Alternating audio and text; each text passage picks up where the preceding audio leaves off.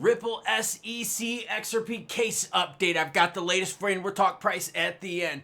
The whales are buying the dip. The SEC is changing the way they... I say lots of naughty things, so here's your warning. Yes, good news from the SEC. You heard me correctly, but before we get into that, your comments come first because you, the viewer, matter most. Askam says, mindset, bro. Stop telling yourself, let's see how this goes. Make it so. Crush it. No doubts. It's like mind poison. That's right. You got to be positive. You got to think that you're going to win and your body's going to do amazing things. Bazingling Jib says, Klaus, my man, you are the truth. Thank you for all my crypto news, good, bad, happy, or sad. And I just want to say thank you. Good luck on your race. And make sure when you cross that finish line, you hit it with the choo-choo bitches. Much love from Cali. I hear that Cali is the West Coast, the best coast, but the East Coast is the Beast Coast. Dorian Dorweiler says it's an easy shakeout because they know how impatient retail investors are. Talking about the pumps and dumps in the market. Bitcoin sitting at 81,977. ETH is 1874. ETH is getting pounded here. No love at all. XRP at 220. We're going to talk price at the along with an update. BNB at 557. Sol 124 and ADA 72.5.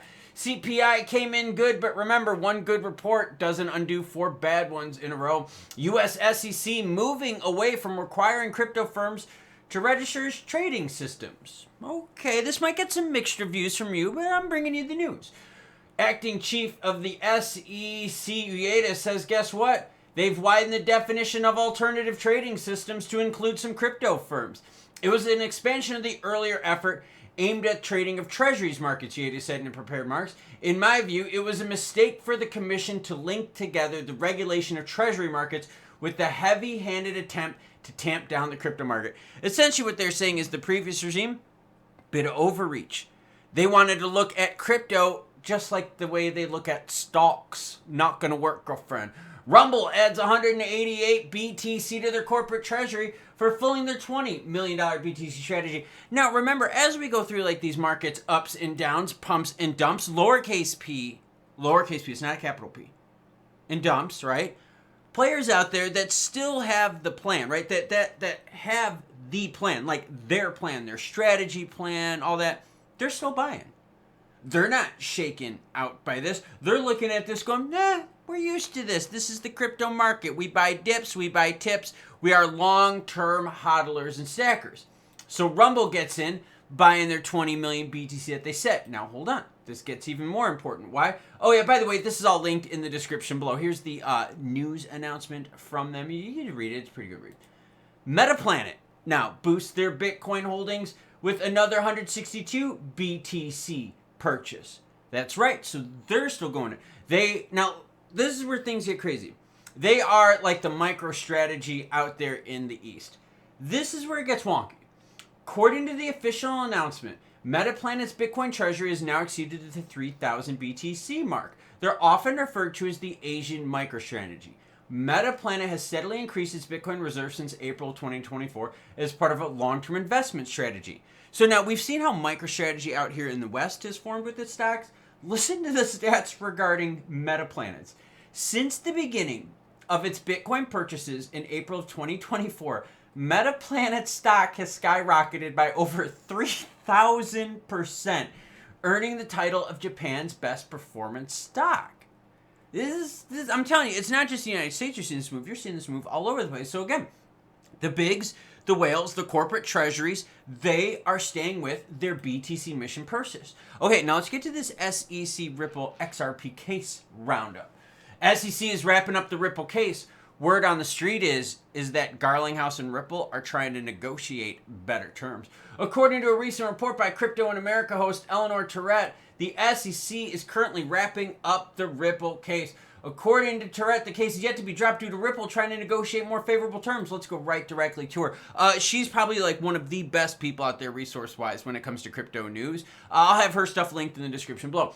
Eleanor Tourette. 2 well-placed sources tell me that the SEC versus Ripple case is in the process of wrapping up over soon.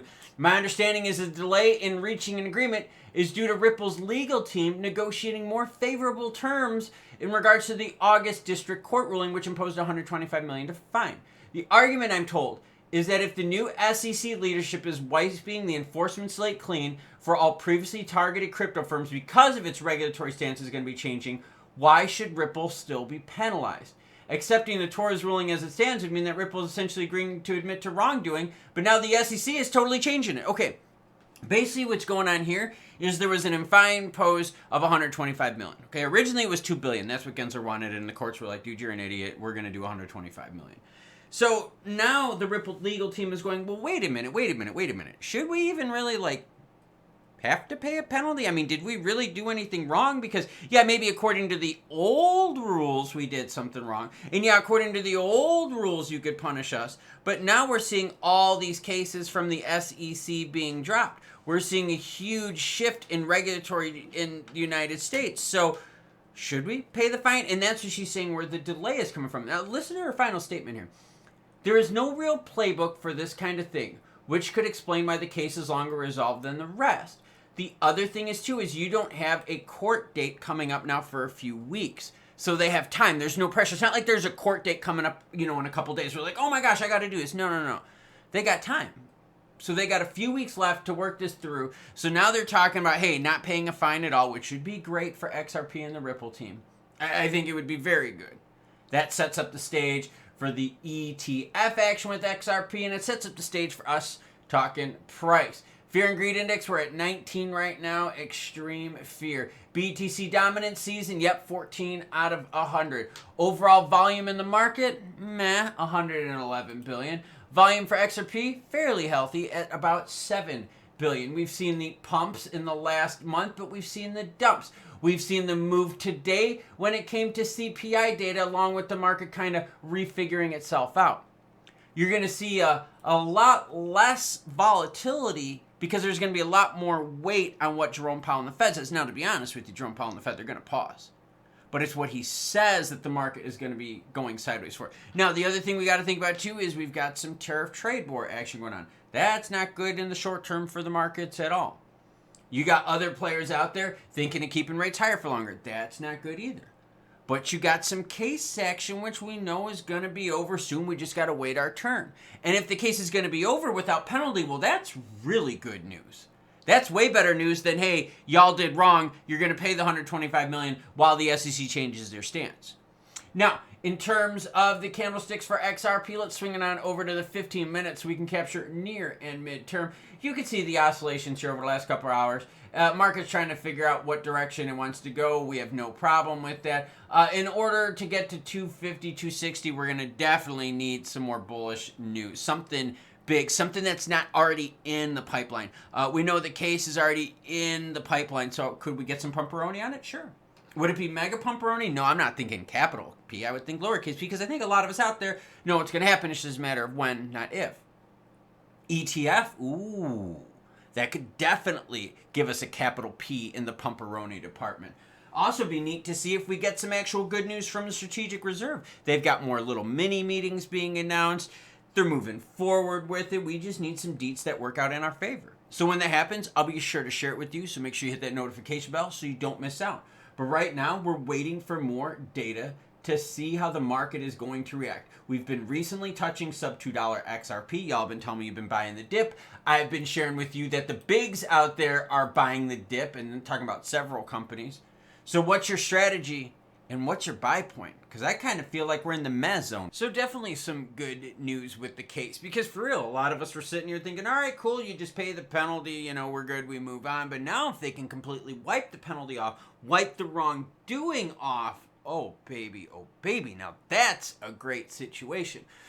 In terms of the SEC viewing the exchanges differently than stock exchanges, I get that, but we also need to make sure we do protect the consumer somewhat here. We can't just let it be a complete wild, wild west and let these exchanges just bend us over with wash trading, market maker pooping, all the bots and algo stuff. You know what I'm talking about because you deal with it every day when we watch crypto. In terms of XRP price, look, you saw the movement on the price and when the macros flashed this morning. We ate up our gains, which is fine. Why? Because it's only one good report out of the last 5. You had 4 bad ones in a row. That's not a good ratio right there. So We're going to hope for more good macros. Hope that Jerome Powell gives us something nice and he's not mean. But if he is, we'll be ready for it because companies out there are buying the dip. Are you buying the dip? And of course, what? Well, choo-choo bitches is what?